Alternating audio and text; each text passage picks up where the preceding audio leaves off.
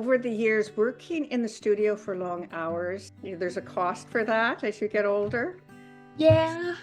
Yeah, just because I work very small and the position I do pretty good otherwise. Yeah. Just gotta find a way to deal with the adverse effects of being an artist and being hunched over things. Yeah, yeah. Take lots of breaks and, do various Exercises, stretches. And sometimes I go for massage. I have one of those TENS sets that Ooh, nice. technical things. I did that last night. But, it does what it does. I'm used to it. And I usually try to catch it before it gets really bad. So, yeah. Yeah, I get that. Sometimes, like, I carry tension in my shoulders, so, like, I'll feel it starting to, like, crawl up the back of my neck. I'm like, okay, we need to start scheduling in some heating pad time, take a nice hot shower, get this dealt with now before it gets really ouch. Because, oh boy, does it get painful sometimes. Yeah. Getting into it, why don't you just introduce yourself? Tell us a little bit about who you are, the kind of work you do. My name is Marsha Kennedy, and I live in Regina, Saskatchewan. Other than 11 years I spent in Toronto, Ontario, I've lived here most of my life. I've been an artist for my adulthood. I actually started even younger than that because I went to a high school that was specialized for fine arts. And so I've been at it all my life. And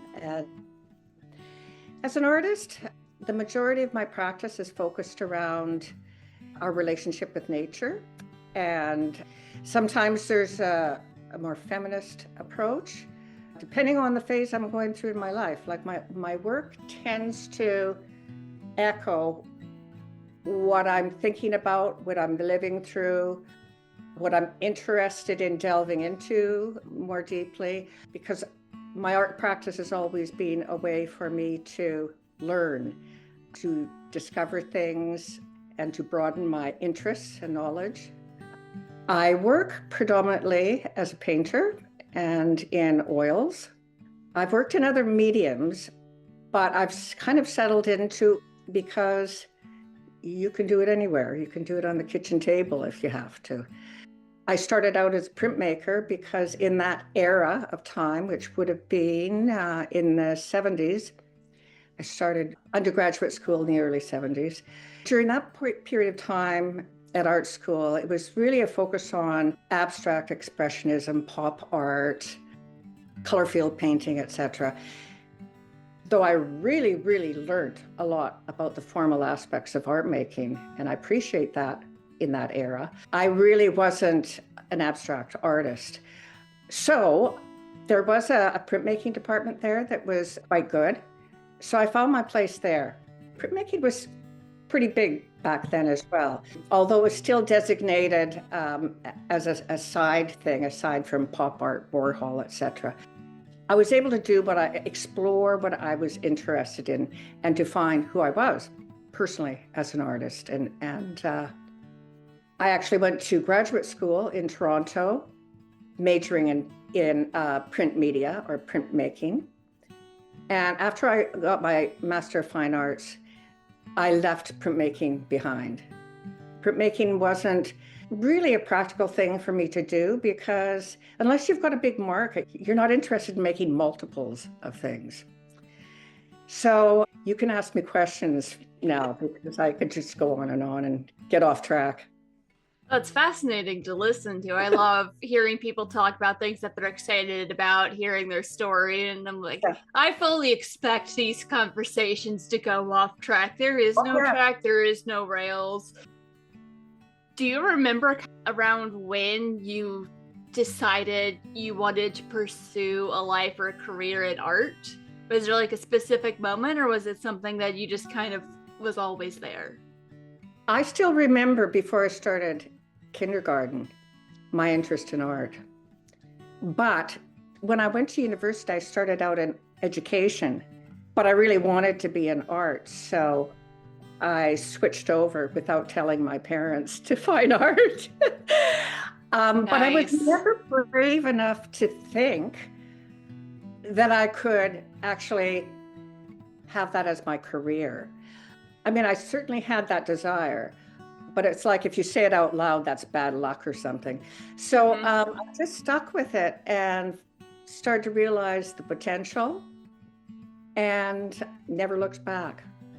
I had interest in dance. I danced around that period of time, and I was also quite involved with theater at that time.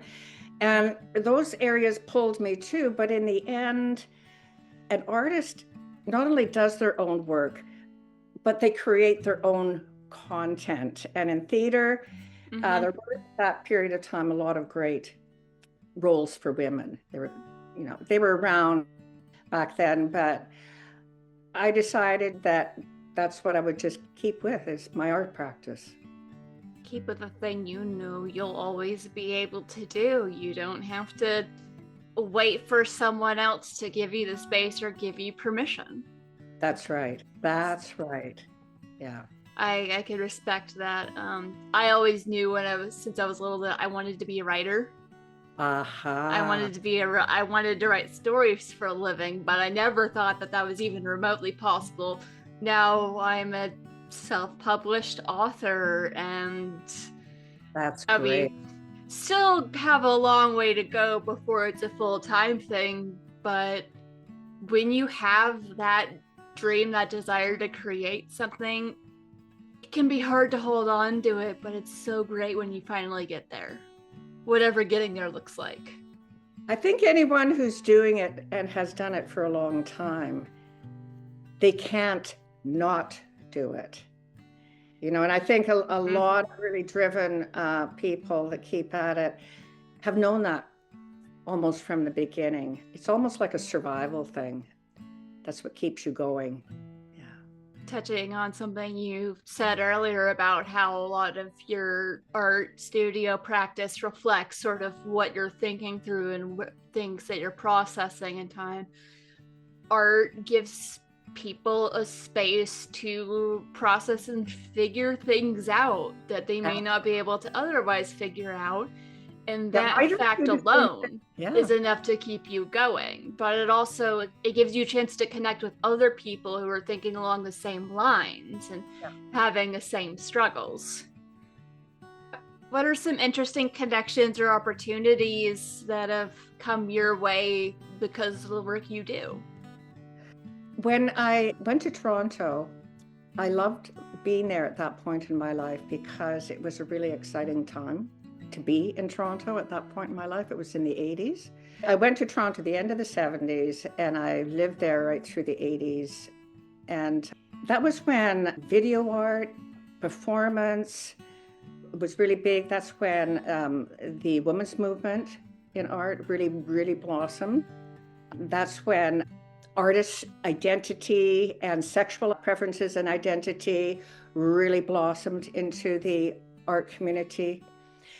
So that really was wonderful because it was such a rich cultural environment. I left there because I moved on into a different phase of my life, and I became a mother, and I didn't want to be a mother in Toronto. Even though I was married, that marriage didn't work out. And so I came back to Regina. It was a great place to raise my son. So opportunities began pretty quickly after graduate school in terms of exhibitions, etc. My success as an artist got me a job, a tenure position teaching in the visual art department at the University of Regina, where I live. Teaching for an artist can be pretty rich as well because you're not just in your own head, you're trying to kind of connect with your students and be in their head too and help them grow. Personally, I have a really diverse interest in all types of art, but my focus as a teacher was two-dimensional painting and drawing. So I had to stay up to date with materials, what was going on internationally with the artists in those areas. So those were all benefits to me personally as well, because it kept me growing, kept me stimulated, kept me connected to young people. And I think that all of that was really important to my own personal growth as well. Yeah, there's always more to learn, different things to try, new ideas to explore. Even if it's not your thing, it's good to try new things. It's good to try different things. And you mentioned international work. I have your website pulled up so I can pull questions whenever my mind goes blank, because it does that sometimes. On your website says that you taught for a while in London. Oh, not London, England. Nope. London, Ontario. Oh. Apologies, as I mentioned in our email correspondence, I am American. Yeah. Since it just said London, my brain immediately went to, it's people make fun of in movies how it'll say like Paris, France. Yes. But then you think about it, there's a Paris in Texas. I know. In fact, I was going to bring that up about the London thing. I think there's a Paris, Ontario too, but I can't be sure. But that wouldn't surprise me. Actually, there was one time in college where we had to give a speech on a vacation spot. So I did mine on Edinburgh, Scotland. Oh. And on the last side, it was, and if this is outside of your budget, there's Edinburgh in Texas. Ah. Yeah. I've never been to Texas other than a stop on a flight, a stop in Dallas. That's all. Yeah, DFW Airport is an experience. Yeah. Getting back on track now that we've sidetracked a little bit, I am curious to know about some of the other universities. What was the experience like? What did you teach there? What were some of the things that you learned? Well, I graduated with my MFA at York University in Toronto. So I did sessional work there, or if someone was on sabbatical, I would cover their classes for a semester or something. And I did that in printmaking because that was my major when I was in the MFA program. I can't really say that I learned anything about that. I found it difficult because there was a lot of privileged students at that school, and they were smart on one level, but really thick on another level. And I found that frustrating. Entitlement thing was difficult to get through. Kind of the thing where they have a certain very specific opinion, and things outside of that opinion are not necessarily correct, and their way of doing it is better. I think it goes with the territory when you're young, when you're that age as well. Yeah. That's true. They don't yet know enough to know how much they don't know. Yes. I was teaching also. I took someone's place on sabbatical at Guelph University. That's in Guelph, Ontario. And then I was also a sessional there. Those kinds of teaching opportunities were good, but they weren't develop a relationship with the students or the school. For Guelph, I would go there by bus from downtown Toronto. I'd get there, I'd teach my class, and I'd get home around midnight or later. It was just, check, did that. I actually really liked Guelph, but again, when you're teaching in that way, you're kind of the outsider, and you do your job and you're back home again. Yeah, you weren't really connected enough to build those connections with the students and the other faculty, but you still got teaching experience and got to talk about art and practice some of your art. In London, it wasn't the university there, it was Fanshawe College, a really good art program there. I don't know if it even exists anymore, because in that period in the 80s, there was a lot of cutbacks in art programs across Canada, and Fanshawe at that time had to really cut back. So I was lucky enough to do quite a bit of teaching before that, but then a lot of people kind of lost jobs there, and I kind of lost track of what was going on at Fanshawe. I think that's it for colleges and universities in the Toronto area. I did little things like artists in the schools. Those can be challenging. But I mean, it's always good because you're learning. You're learning how to connect. You're learning how to teach. How to communicate ideas to people who have different backgrounds and understandings and way of phrasing things. Yeah. Something I talk about a lot is the way I say something may not be the way that you understand what I've said. That's right. I know. Communication's fascinating. Oh, I know. And the other thing that happened, because I didn't major in art in undergraduate or graduate school, but I became a painter as the focal point of my practice. So I started getting teaching jobs in that because I was, my work started to get known as a painter. And the thing that it was really interesting is, well, I just do this stuff.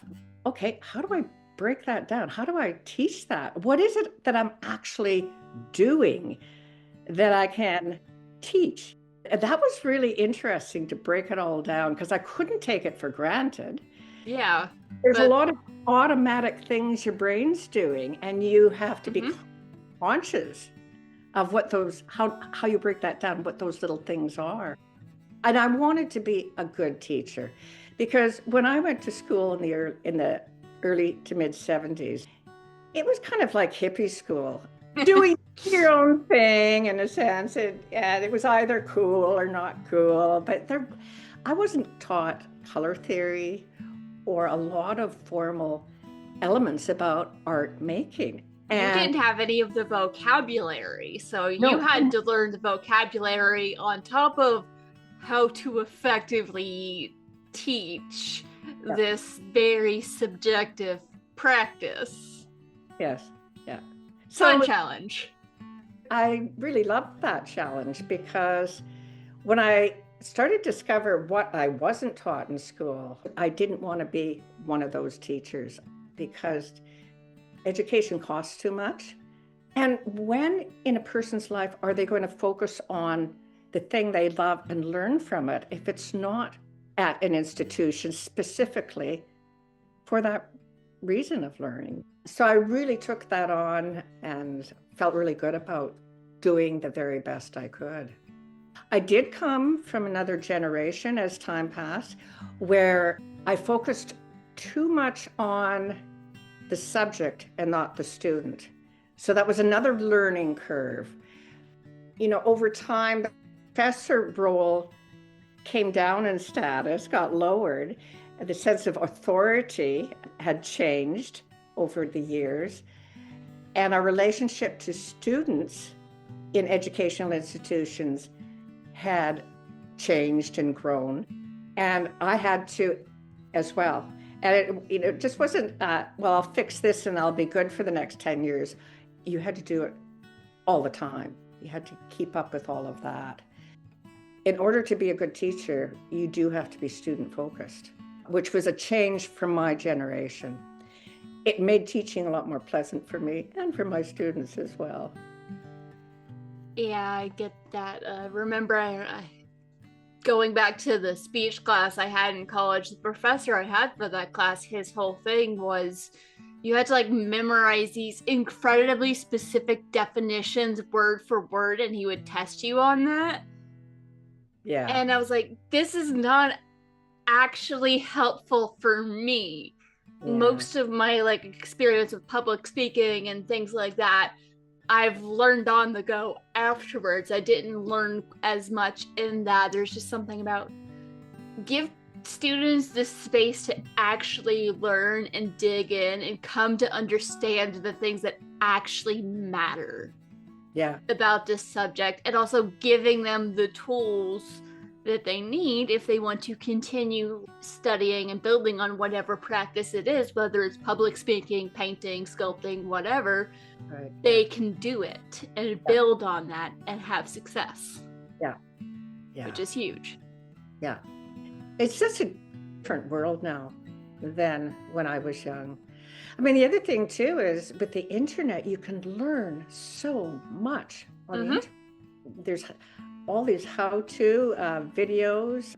When I was young, I had to buy an art history book, or, at the university, they had slide collections, and you were limited to what you could see and teach with, depending on what slides were in the slide library.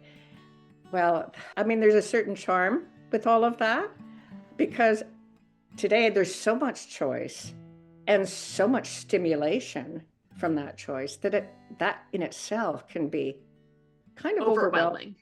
Yes. Yeah. It's just incredible what we have access to now. Not only are populations moving around the world more, but we have access to all sorts of cultures as well from the internet. And so all of that is changing and moving and intermingling. Very, very different than when I was growing up. Very different, some fascinating changes, some questionable changes, but that's life. Yeah. It's always growing and changing. And so we've talked about your work as a professor. Why don't you tell us more about your art? Some of the pieces that you've worked on, and I know you also have an exhibit coming up, so I'd love to have time to just focus on that. Okay. I mean, it's hard to know where to start.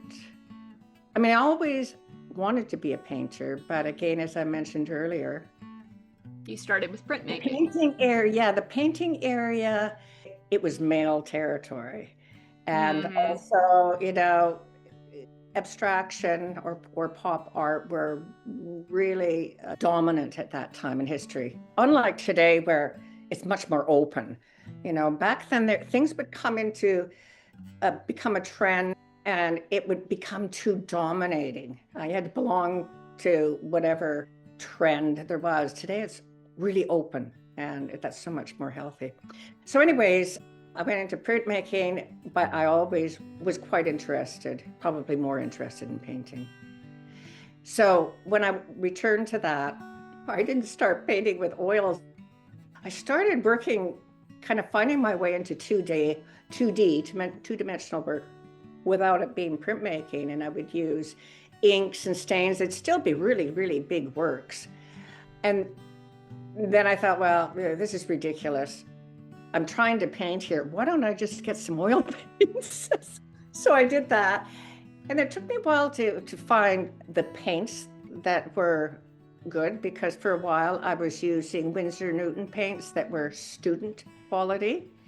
And I didn't know that. I'd bought them at York University's art store. And I couldn't figure out why my paintings looked dull. It doesn't matter how much you squeezed out of that tube. It's not the amount of paint, it's the concentration of pigments that's in the paint.